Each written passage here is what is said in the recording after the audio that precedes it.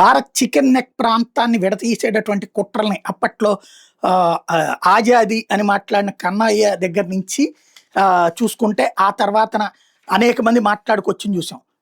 ఇప్పుడు దాన్ని కంట్రోల్ చేసేటటువంటి దాన్ని బంగ్లాదేశ్ వాడు తీసుకెళ్ళి చైనా వాడిని వాడుకోమని, పాకిస్తాన్ వాడిని చెడగొట్టమని ఇట్లాంటివి చెప్తున్నా చూస్తున్నాం.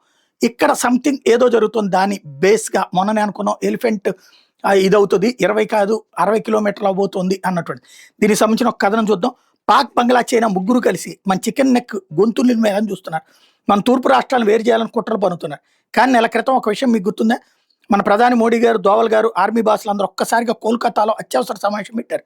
ఇది కేవలం మాటల సమావేశం కాదు, మన దేశ భద్రతకు సంబంధించిన రచించిన ఒక పెద్ద యుద్ధ ప్రణాళిక.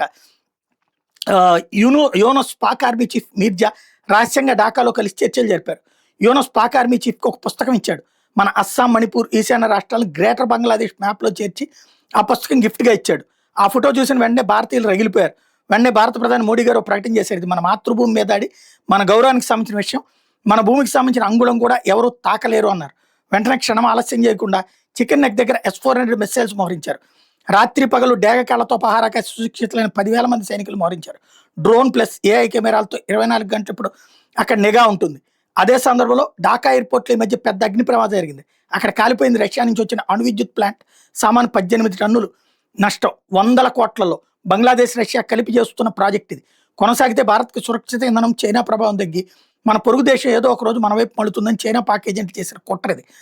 అదే సమయంలో ఢాకా షెర్టాన్ హోటల్లో అమెరికా CIA ఏజెంట్ ఒకటి చనిపోయాడు. తర్వాత పాకిస్తాన్ ISI ఏజెంట్ కూడా అక్కడే మరణించాడు.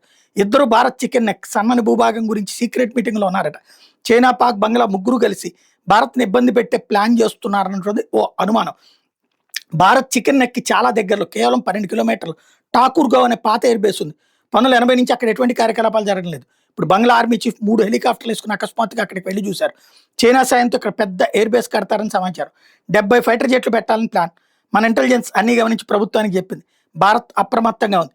ఇదే సందర్భంలో అస్సాం, మణిపూర్, అరుణాచల్ ప్రతి గ్రామాల్లోని దేశభక్తులైనటువంటి యువకులు వాలంటీర్లుగా మరి రాత్రి పగలు సరిహద్దుల్లో జరుగుతున్న కుట్రను ప్రతిక్షణం మన అధికారులకు అందిస్తున్నారు.